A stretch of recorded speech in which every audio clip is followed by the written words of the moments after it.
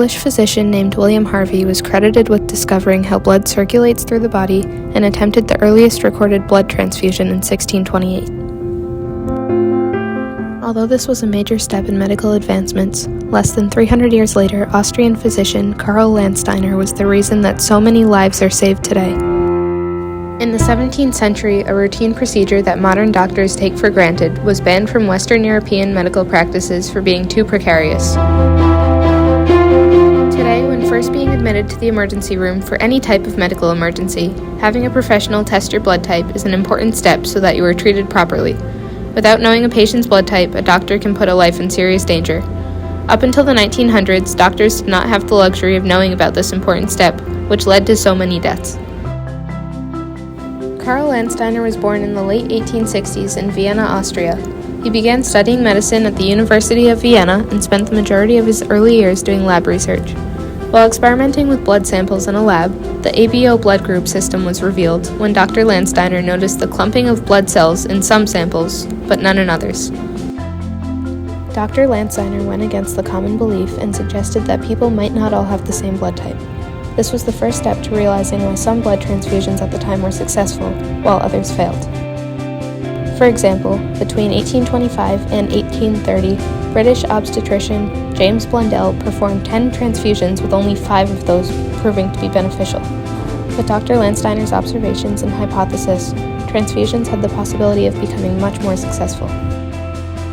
In 1900, Dr. Landsteiner discovered the first 3 human blood groups, A, B, and C. But blood group C was later renamed to O. Researchers Alfred von de Castello and Adriano Sturli detected a 4th group, AB, many years after. Another question at hand was how blood types are determined in people. It was discovered that the protein that determines human ABO blood type is called ABO glycosyltransferase. The combination of alleles A, B, and O inherited from parents determines which glycoproteins or antigens are found on a person's blood cells. Dr. Landsteiner discovered that reactions occur when a blood transfusion recipient possesses natural antibodies against a donor's blood cells. There is much more known about the Rh factor of blood today than there was in 1900. In 1939, the Rh factor, also known as the rhesus factor, was discovered to be a protein that is present in the blood. It was recognized as the cause of the majority of reactions that happen during transfusions. Because of the different blood groups that are possible for humans to have, as well as the different Rh factors in blood, only certain blood types are compatible for donors. The Rh factor in blood is even more important to consider during a pregnancy. It is possible, and very common, for a pregnant woman to have a different Rh factor than the baby she is carrying. For example, if a woman has Rh negative blood but is pregnant with an Rh positive baby, this process is called Rh sensitization, which is when Rh positive blood mixes with Rh negative blood.